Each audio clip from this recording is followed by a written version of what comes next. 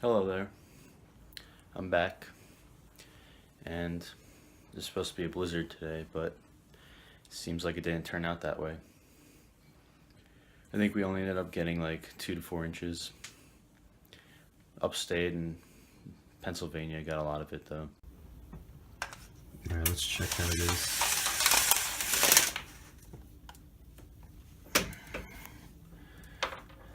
Yeah, the snow's not that high, it's just raining a lot right now. There's a cat in my bed. What a savage. So my plans for today are pretty much sit inside and do nothing. Sounds like a great day, but there's nothing else I can really do. Maybe some homework. Also, the bracket for March Madness came out. If you haven't gotten to that, you should probably get on that. You need to fill out the bracket by Wednesday night, I believe. The tournament starts Thursday. And hopefully I win. Money's on the line. Gotta get me that cash. What are you doing? So here's the ground view of the snow, and it's not that high. A lot of the rain washed it away.